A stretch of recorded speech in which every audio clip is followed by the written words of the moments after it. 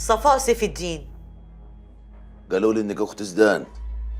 أؤمري، في حاجة؟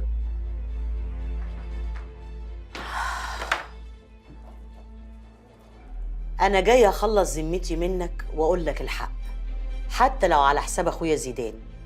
موضوع صعب بس لازم أقوله لك. وانا ايه دخلي بزدان دلوقتي؟ ليك دخل ودخل كبير. بقول لك موضوع صعب بس لازم أقوله لك. موضوع مهم قوي فوق ما خيالك يتصور. موضوع يا ست مورا وزدان وخلاص واتطلقوا وشهور العدة وخلصت، يعني مفيش موضوع ومفيش حاجة. هو موضوع قديم شوية.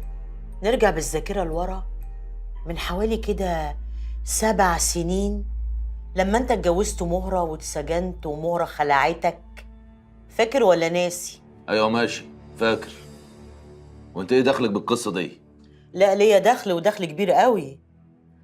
مهرة لما اتجوزت اخويا زيدان كانت حامل منك في ابنك حسن، وشرطت على اخويا عشان توافق على الجواز انه يكتب اللي ببطنها باسمه.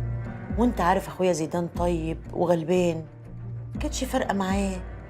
كان بيحبها قوي بصراحه، ما كانش بيرفض لها طلب. ما كانتش عايز تكتب ابنك باسمك، قالت عليك لما تطلع من السجن هتبقى ضايع ورد سجون. انت بتقولي ايه يا وليه؟ انت جنتي؟ يعني مورا كانت حامل مني وانا في السجن، وحسن ده ابني مش ابن زدان. اديك فهمت. وانا ارتحت لما خرجت السر اللي انا كنت كاتماه ووصلته لغايه صاحبه، والامر دلوقتي في ايديك.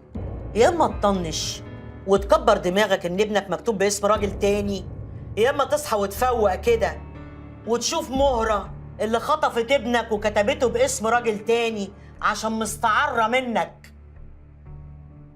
سلام يا بلدينا.